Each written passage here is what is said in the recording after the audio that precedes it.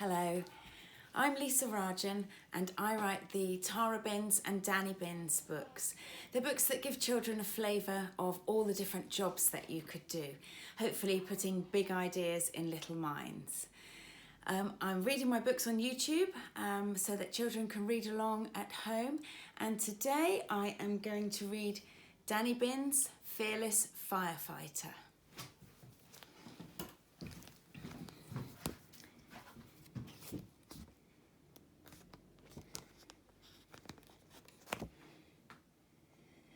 Dani Binns walked into the spare bedroom. "I'm just going to visit the old toy box," she called to her big sister Tara. "Back soon." Every time Dani took a toy from the box, she was sent off on an adventure and given a job to do. There was a long pole poking out of the box. Dani grabbed it and pulled out a fishing net. Her hand began to tingle. The tingling spread up her arm and around her whole body. Then she began spinning and tumbling through space and time.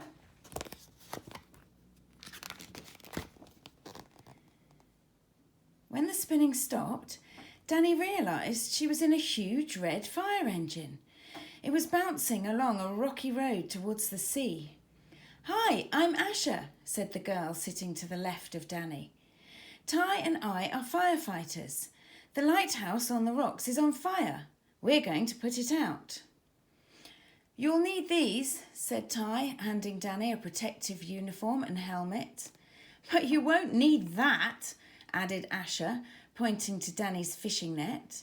"There are some lovely rock pools where we're going, but you'll be too busy to catch fish."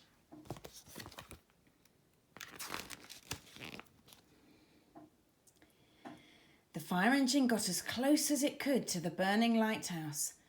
Dani jumped down onto the uneven path. "Where do we get the water to put out the fire?" she asked. "We'll have to pump it from the sea," replied Ty.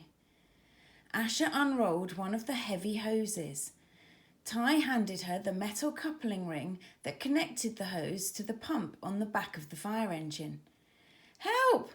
came a sudden cry from the lighthouse. It startled Asha. "Oops!" The metal ring flew out of her hand.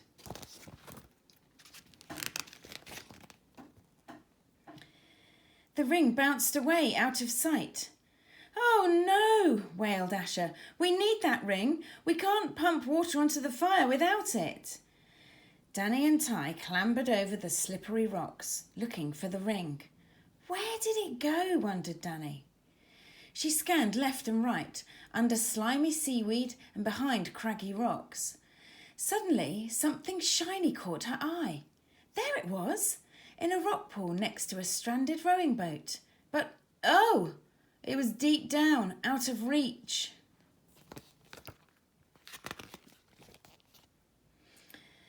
"I've found it," shouted Dani, "but I can't reach it. Unless... my fishing net."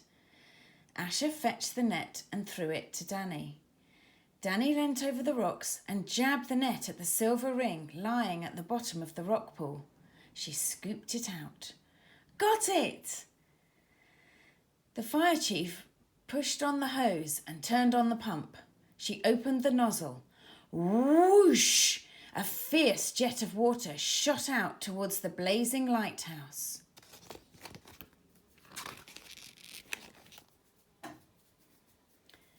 "Help!" came the cry from the lighthouse again. There was a boy at an upstairs window, the lighthouse keeper. The fire was on the ground floor. The boy was trapped in a smoky upstairs room. He looked frightened. Then he swayed and staggered away from the window. Dani couldn't see him anymore, though she could hear him coughing from the smoke. A firefighter put a rescue ladder up to the window and started climbing it. Dani was frightened for the boy. Will they reach him in time? The firefighter climbed through the window. Then he disappeared. The seconds ticked by. Suddenly, Dani saw him helping the boy climb out of the window and down the ladder. The boy looked relieved, but still worried. Dani ran over to him. "Are you okay?" she asked. "I'm all right," he said shakily, "but my cat is missing and she's just had kittens. They might be stuck inside."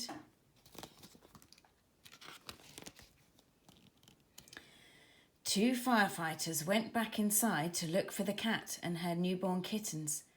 Dani felt helpless. "Can we help?" she asked Ty. "We'd need proper breathing equipment and training to go inside," he replied. "But we could search out here." The rocks looked slippery and dangerous. Dani was worried about hurting herself. "If I'm scared, imagine how frightened the cats are," she thought. "Where would they go to feel safe?" She scanned the scene for hiding places.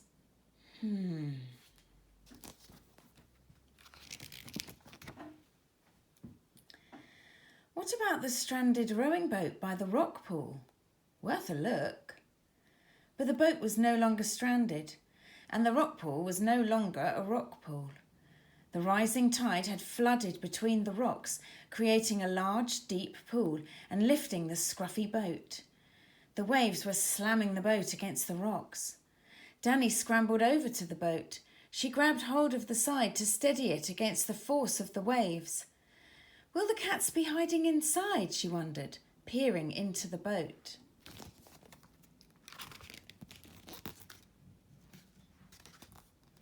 "Yes, they're here! I found them!" Dani shouted. The terrified mother cat was sheltering her two fluffy kittens at the far end of the boat. Dani put a hand out to coax her to safety. The cat arched her back and hissed. "She's protecting her babies," said Ty. "But we have to get them all out," cried Dani. "The boat might break up and sink." "If only there was a way of rescuing them without touching them," said Ty. Dani thought for a moment. "There is!" she cried. "Asher, I need my fishing net again." Moments later, Dani gently nudged the fishing net towards the huddle of cats. The mother hissed again and bared her teeth. Dani carefully scooped the two tiny kittens into the net.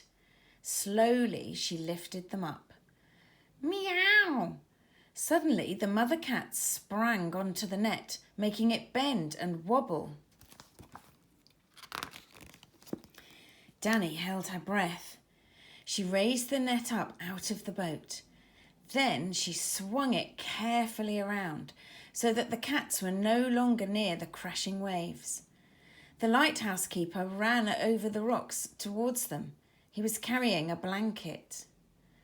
Dani lowered her furry catch into his arms. The mother cat nudged her kittens out of the net and curled herself around them. "Thank you so much for saving them," said the lighthouse keeper, hugely relieved. "Well done, Dani," cheered Asher. "Now everyone is safe and the fire is out."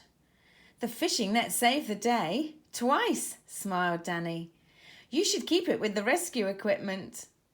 "It was your quick thinking and bravery that saved the day, not the net," grinned Ty. "You have it as a souvenir." As Asher handed back the net, Dani felt a tingle in her hand, then her arm. Then her whole body started spinning and tumbling away from the lighthouse.